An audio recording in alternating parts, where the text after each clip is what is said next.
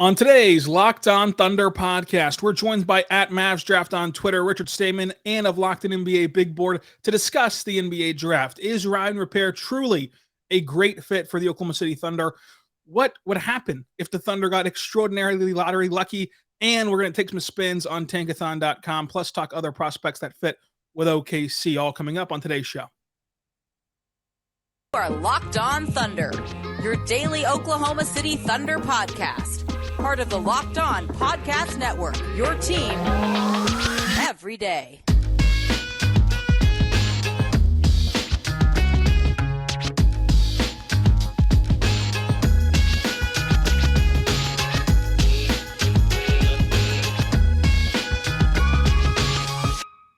Let's get it going on the Locked On Thunder podcast, on the Locked On Podcast Network, your team every day. I am your host, media member, and editor-in-chief over at thunderousintentions.com. Rylan Styles, you can follow me on Twitter at Rylan_Styles. Follow the show on Twitter at LOThunderPod. Email the show, lothunderpod@gmail.com. On today's show, brought to you by Gametime. Gametime is great. Download the Gametime app and create an account and use the code LOCKEDONNBA to get $20 off of your first purchase. Last-minute tickets, lowest price guaranteed. We're joined by Richard Stayman at MavsDraft on Twitter to discuss the NBA draft, everything from Rayan Rupert to Bilal Coulibaly. We'll talk about him as well, and I totally butchered that, but also we'll do some tankathon spins and talk Scoot Henderson, one of my favorite prospects, and typically, historically, throughout the years of doing this with Richard, we disagree on G League Ignite players, so we'll see if we disagree again on Scoot Henderson. But Richard, how you doing? We're getting right up to lottery night. Draft workouts are going to start any minute now. How are you feeling as we ramp up? Yeah, this is the week. Workouts, they're not ever going to really be publicized, but this is when teams are starting to do their initial work. I mean, teams are getting eliminated, so those teams are able to start researching, and it's a good time of the year. Combine's now 2 weeks away, 3 weeks away. 2 weeks away from the Combine. You are going to be there in attendance in Chicago. Have a great time there. Hopefully the teams will be circling some good prospects at the Combine, and you'll have some great insight for us here on Locked On Thunder from Chicago. Richard, I want to start in segment one by talking about probably the most popular name in the NBA draft in Oklahoma City, which is not Victor Wembanyama as we once thought it would be back in November. It's Rayan Rupert. And you're pretty familiar with Rayan Rupert. We won't go into all of that, but what do you see from him as a general player, just first and foremost? Yeah, he's got an outstanding frame. When you draw up an ideal wing defender or just wing in general, it's him. He's 6'7", rumored 7'2", 7'3" wingspan.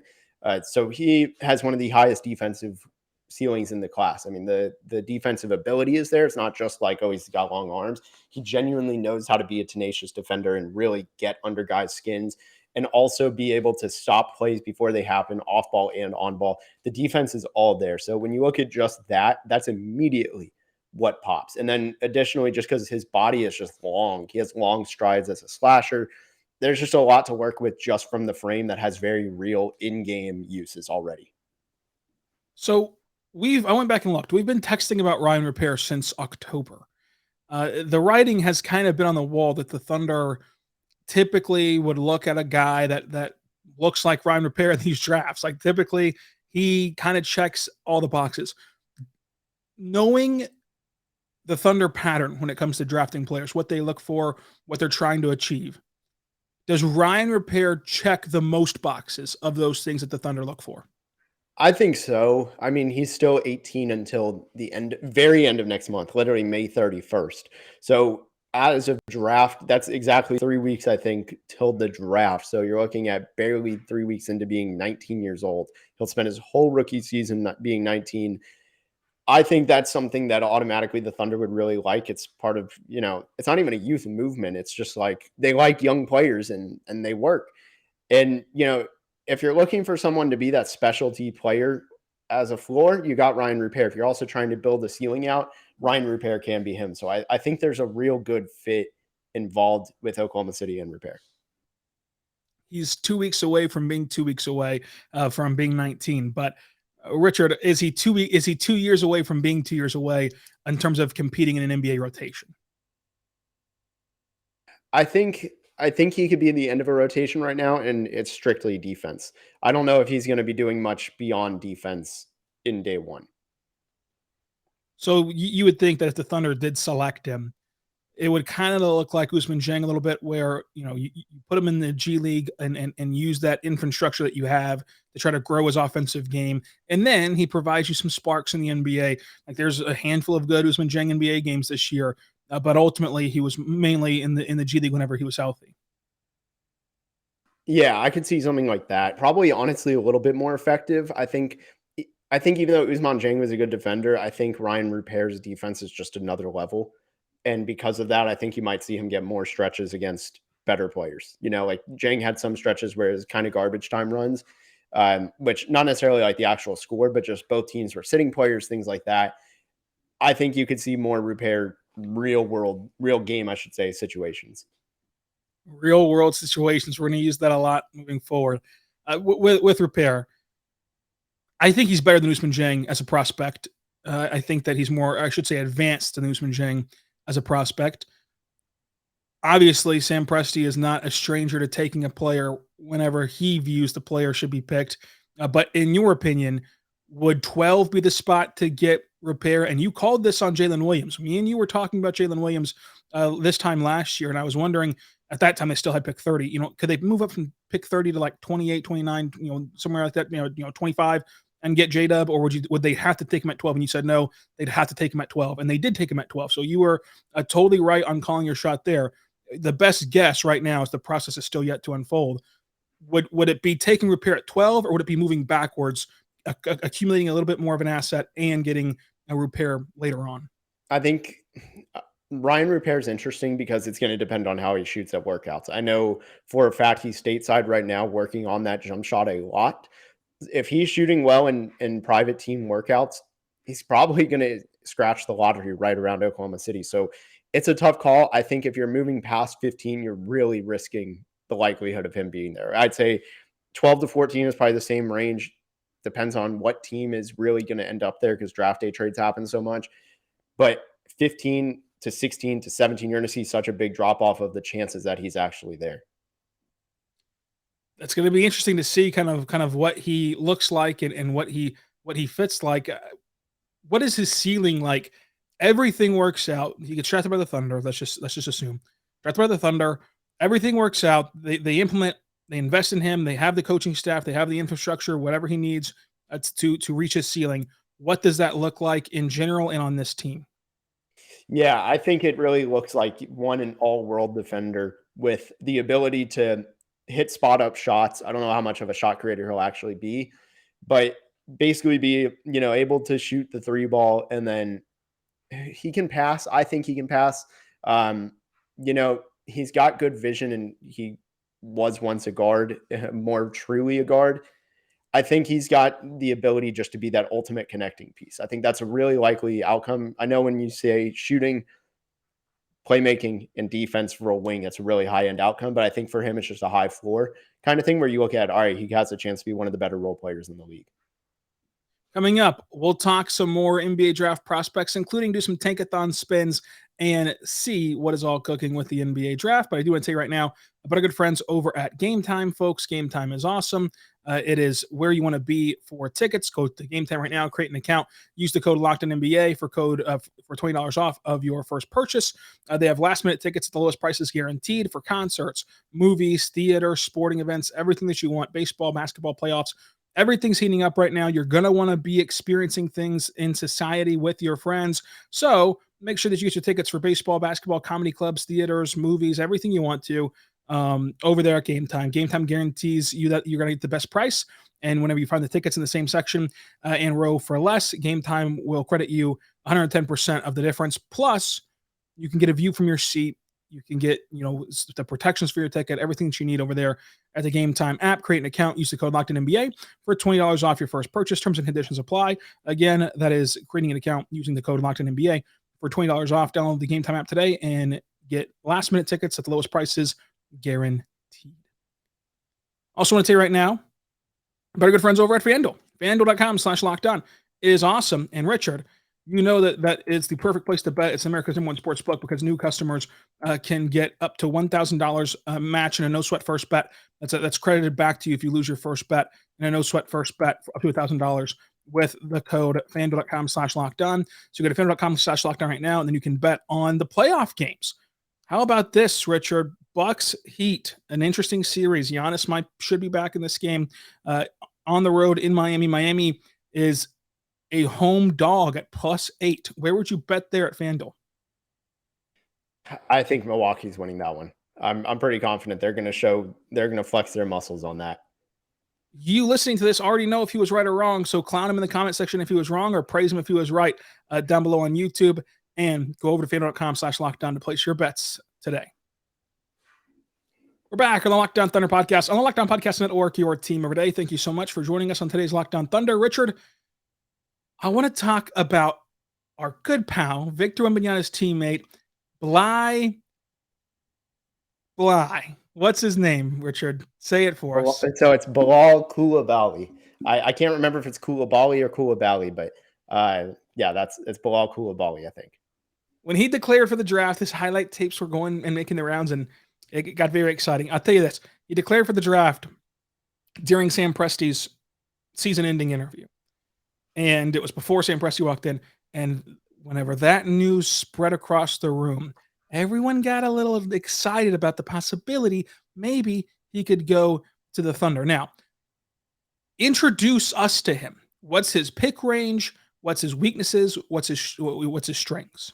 Yeah, so from Real GM, I'll read his stats across all the leagues this year. Granted, he played in the half and half mostly of the second tier France league and the first tier with Victor Wembanyama.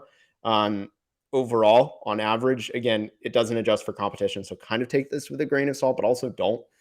He averaged 11.5 points a game, and mind you, he is very young. He just turned 18 in July. He's going to be 18 throughout the draft. When he signs that contract, he'll be 18 throughout all of Summer League if he makes the finals. You're looking at a young player, probably the biggest riser. He's 6'6", really long arms, plays great defense, incredibly intelligent off ball. The shot's still a work in progress, but even then, like I said, so I kind of paused the stats, 11.5 points a game, 54% shooting. In the main French league, he was at 4 points a game, so I hear it, not that much, 57% shooting. And then in the second tier one, though, 22 points a game, which is very rare for a young player on 53% shooting. On average, he shot 35% from three, 72% from the line. Some stuff to work with, but the 72%, I think, paints why there's some inconsistencies. And on top of that, he averaged a steal and a half a game, an assist and a half a game, and just over half a block a game. So there's a lot to like there in terms of just raw tools and the frame of just a building block of an absolute ideal player. Bilal Coulibaly is the guy who is going to rise because he is so ridiculously gifted in terms of frame, ability, and intelligence at such a young age.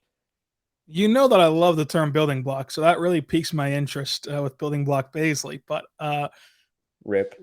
What would the Thunder have to do to select him? Would they need to trade back into the first round? Would they need to stay put at the top of the second round with their second round picks? Would they need to do like a Jeremiah Robinson Earl deal whenever they drafted him and Jay Will of like packaging seconds to move up maybe 2-3 spots in the top of the second? Like what do they need to do to secure him if they end up liking him? Yeah, so every year there's a riser. I'll just state my bold opinion. You got to stay at 12 to maybe get him. I think that's around his range more. He's not going to go second round. I'm very confident in that. I don't think that's bold anymore. I think him going lottery is a very real possibility. Teams do this a lot. We saw this with Thon Maker out of absolute nowhere. Quick riser, number 10. Now, I'm not going to name it. What I'm about to do, I realize it's not the most successful history, but Jerome Robinson in 2018 went number 13 or number 12, right back to back with SGA. And these risers happen. This is not abnormal, especially for international players, because we're like, this guy's been hiding in plain sight, especially as Wembanyama's teammate. There's a lot to like from him. I think he's somebody who, if he kills it in the pre-draft process, which there's a very good chance he does, we're looking at a lottery talent. Now, putting you on the hot seat, let's say that your bold prediction comes true. He's the Jalen Williams of this draft. At 12, both Ruper and himself are there. Who would you rather have in Oklahoma City? Well, first of all, sorry, I didn't list Jalen Williams as a riser because obviously he was. I kind of implied it. I promise I didn't forget. But I would take Bilal. I think there's safer outcomes with him with the drop off of shooting just isn't big. Or I'm sorry, defense. The drop off of defense isn't big enough for me, like to say, well, yeah, he is better at a lot of other areas offensively, but the defensive gap isn't that big. I think you can justify losing a little bit of defense from Ruper and adding more offense on Coulibaly. Coulibaly is the one that I want. I think that Coulibaly, it's sad that Bally's is going bankrupt. World's tiniest violin here. Could have been a good marketing play there if they could have stayed together. But yeah, he's the one that I think is a interesting target. Of those two, you got a lot of people in the repair camp of the Thunder fan base. I think that as they dig into Coulibaly, they'll find that they like him a lot as well. Now, Richard, we still haven't gotten to the lottery yet. The lottery, for all we know, could see the Thunder leaping up. I know it's only an 8% chance. We've seen somebody leap up every year at the Flanton lottery odds. So why not the Thunder? So, Victor Mignogna, we all know what he could be. No.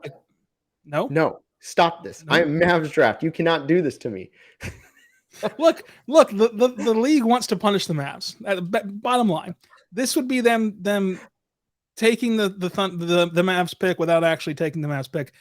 Conspiracy hats on for a second. Somebody's going to leap up. Could be the Mavs, could be the Thunder, could be the Bulls, and so on and so forth. We know that Victor Mignogna is great. Any team takes him, whatever. Thunder go to 2. And only talking on-court production. Thunder go to 2. Only talking on-court production. Do you absolutely take Scoot Henderson here, even though you have a plethora of guards? Or is Brandon Miller or somebody else, or even trading back, a more palatable option at 2 for the Thunder specifically, and only talking on-court?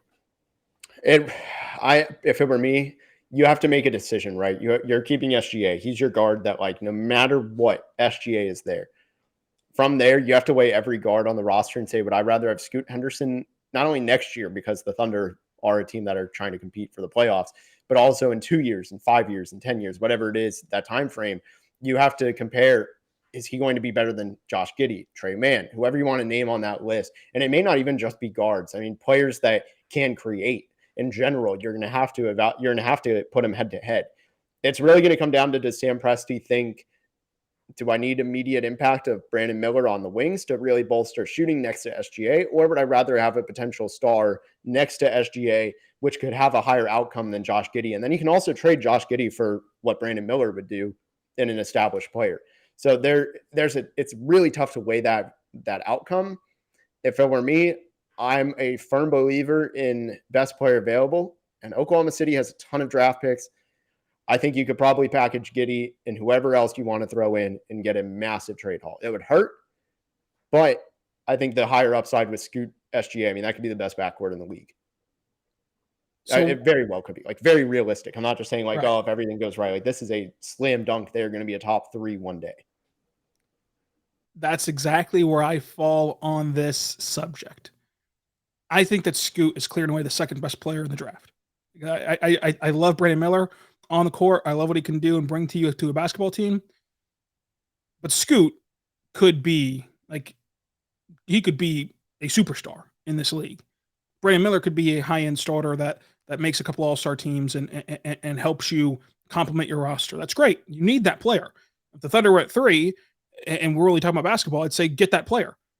But I think that the Thunder, this is only the 3rd draft of their rebuild. And if they somehow got extraordinarily lucky and got to the top 5, it would, top 4 would be the only way that they could jump up. So they got to the top 4. It'd only be their second to top 4 pick in this rebuild.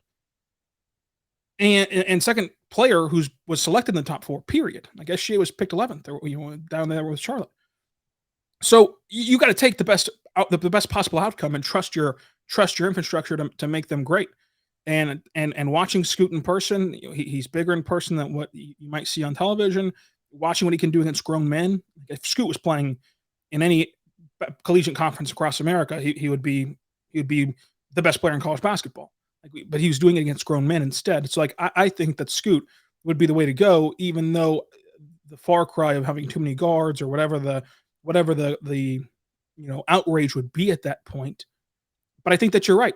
If the Thunder went to 2, it would be more interesting from a philosophy standpoint than anything else. Like there's no other draft position that could be more interesting for the Thunder. Because at 1, it's obvious. You go Victor and you pair Victor and Chet and you go have a parade in the streets. But at 2, there's a legitimate argument to go Brandon Miller. There's a legitimate argument to go Scoot Henderson. There's a legitimate argument to trade backwards and continue to amass all these draft picks and continue to amass all these draft assets as well, plus whatever you can get in terms of the young production. But I think that you hit the nail on the head with Scoot Henderson. He could be a superstar, and you have the assets to make up for it if he's not, or if you still are lacking what Brandon Miller would have provided you. You have the assets to make up for it, but you might as well take that swing. You might as well take that chance that he can be a superstar, because at that point, you'd give yourself a guy who can be a superstar in the form of Scoot, a guy who is a superstar in the form of SGA, a guy who could be a superstar in the form of Chet Holmgren, and then J-Dub and Josh Giddey as well have a lot of potential. So that is a unbelievably high upside of a team that you would be constructing with. And I know that people freak out, like, what if they all pan out and you can't pay them? The thing is, you could theoretically invest everything you have into those players, and you can't pay 5 maxes, but 3 or 4, whatever it takes to pay 3 or 4 max contracts, because you have all these draft picks to have controllable, cheap players. Like those first round picks are valuable, not just because they might be, lucky. If those picks are in the 20s, it's great, because you trust Sam Presti to then fill out the roster with picks in the 20s that are controllable and under contract for a long time. And then that allows you to pay the other proven guys that you did get at the top of the draft. So either way you slice it, I think that you go for the home run swing, and that home run swing is Scoot Henderson. And he is, to me, the best prospect in the draft, not named Victor Wembanyama. So I think that he's the right pick at 2, even though if they somehow did get that incredible luck and were there, it would be an all-out war between the fan base and draft community of what to do with that selection. Yeah, I think that debate, I think it's been a little bit overblown. I tweeted about it on Monday. There's too many gaps. I mean, Scoot Henderson is a much better finisher against better competition. The shooting isn't that bad. It's seen as a weakness. He still shot 34% from 3. I think it's a slam dunk at Scoot. I mean, like you said, the upside is just too good. And so what? You have too many max players. It's not like Oklahoma City hasn't been in that situation before. And hopefully this time they just trade the right guy if it comes down to that. Sorry for throwing salt in that wound. Yeah, that was great. Let's take a quick timeout after that. Just brutal betrayal from Richard Stamen at Mavdraft on Twitter. Hold on. You threw me under the bus. You said the Bulls could jump or the Mavs could get jumped. Both of those terrible outcomes for me as a Magic and Mavs fan. Go on, please. Sorry. That's true. I did take 2 soft spots at you on accident. But what is also true is that PrizePicks is great, and you can get 100% instant deposit match up to $100 with the code locked on at PrizePicks.com or the PrizePicks app. So go check that out today. What PrizePicks is you pick 2 to 6 players. You pick more or less on their PrizePick projections, and you can win 25 times your money on any entry. There's no competing against other players. It's just you versus their projected numbers. That way, you can just have fun and enjoy by watching the NBA, NFL, MLB, and every other sport you can think of: NHL, PGA, college football, men and women's college basketball, soccer, WNBA, esports, NASCAR, tennis, MMA, disc golf, boxing, Eurobasket, cricket, and more. And it's this easy. So you pick tonight. I think that Giannis will have more than 20.5 points. I think Jimmy Butler will have more than 22.5 points. If both those things happen, you win and you're able to celebrate. So go over there right now to PrizePicks.com and use the code LOCKEDON for 100% deposit match up to $100. We're back on the Locked On Thunder podcast, on the Locked On Podcast Network, your team every day. Thank you so much for tuning in every single day, even in the off season. For you everyday listeners, tomorrow we will kick off our draft profile and projections with a fun one. Let's do Victor before it's too late on the prospect projections, just to have a little fun on day one. Now, for today, let's end today's show by doing some quick draft simulations. Number 1. The first spin, Dallas leaps up to the top 3. San Antonio, Indiana, Dallas, Charlotte is the top 4. Orlando slides down to 8. OKC stays at 12.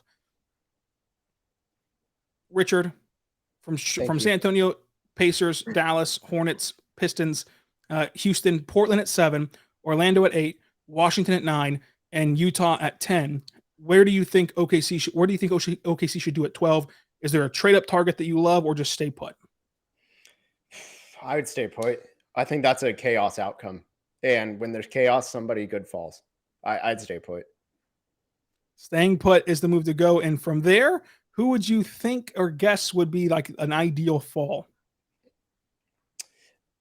I'll go with I'm going to say Ausar Thompson. I really do think teams are going to sour on him slightly. He's still going to be a lottery prospect, but I think he's a strong candidate. So I've been hearing some scuttlebutt about that as well. Of like one of the Thompson twins could fall, one of them could go down, and there's no chance that the Thompson twin that falls is going to be Amon, correct? No chance. He's too good in the pick and roll. His feel's too good. Yeah, his shots are worse than All-Stars. The defense isn't bad at all. He's got a day one pick and roll ability, and as a 6'7" guard, that's too valuable to pass up. And I think that this conversation happens again with OKC. Azar's there, he falls to 12.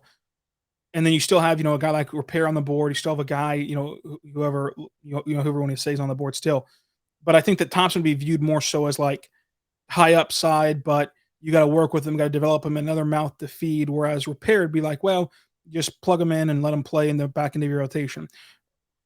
You would agree that like the right move there, even though Repair might be, an easier guy to slide into a rotation in terms of like chemistry wise, you do go for the big swing there in Thompson, right? Yeah, I think so. I mean, I feel like Oklahoma City just doesn't have a lot to lose with that. They're already so far ahead of the rebuild. Nothing to lose, everything to gain. Could Thompson become an all-star, or have you soured on that option? Are you saying Amen or Ausar? Azar, sorry. Amen. I love Amen. I don't think so. He can't create enough in the half court. He's going to have to, his best outcome would be like an all-time connecting piece to make an all-star game, but that's really hard. That's really rare. That is really rare, but he still provides some interesting things for OKC to consider with the 12th overall pick. Richard, thank you so much for joining us today. What would you like to plug on the way out? Hey, every week I do community mock drafts. There was some crazy stuff this last week. You weren't in it, and Jarris Walker slid to 17 somehow. So every week there's something crazier. I think it kind of exemplifies, look, GMs say they're going to take best player available, but when it actually push comes to shove, they have to draft for their team. Things change. And it kind of, I felt the mocks have been very accurate over the years. So I've been plugging those. Ryland's in mine this week. So you'll see that, but also Locked On NBA Big Board across the network. We're doing some really unique stuff just that no other draft podcast is doing.